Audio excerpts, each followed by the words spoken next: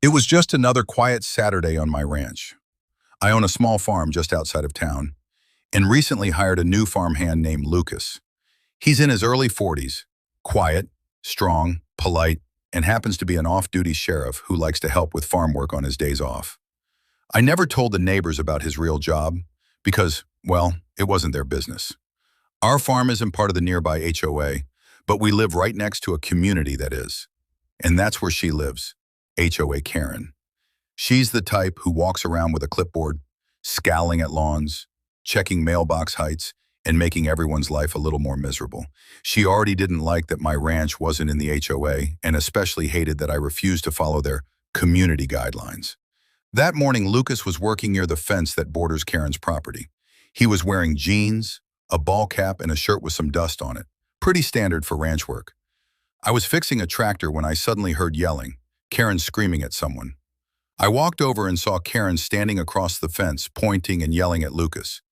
She was accusing him of trespassing, saying he didn't look like he belonged, and demanding he leave immediately. Lucas calmly tried to explain that he was working on my ranch, doing repairs on the irrigation line near the edge of the property, but Karen wouldn't hear it. Then it happened. She actually called the sheriff's office and reported a suspicious man on private property. And before I could step in, she went further. She trespassed onto my ranch and tried to perform a citizen's arrest on Lucas. She screamed, "You're under arrest for trespassing and resisting HOA authority." Lucas stood still, calm as ever, and said, "Ma'am, I suggest you step back. You're not authorized to detain anyone, and you're trespassing."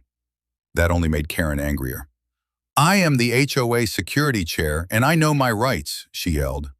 That's when Lucas reached into his pocket, pulled out his badge, and calmly said, "Actually, ma'am, I'm an off-duty sheriff, and you just attempted an unlawful arrest on private property and trespassed. You might want to rethink your actions."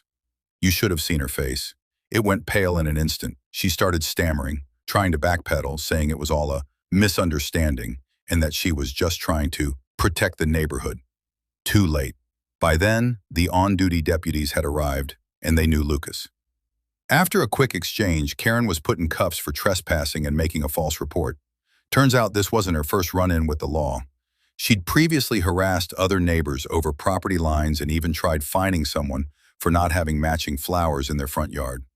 Karen was taken in, charged with trespassing, harassment, and filing a false report. The HOA later removed her from her self-appointed security chair role, and the neighborhood has been a lot more peaceful since. And as for Lucas, he still works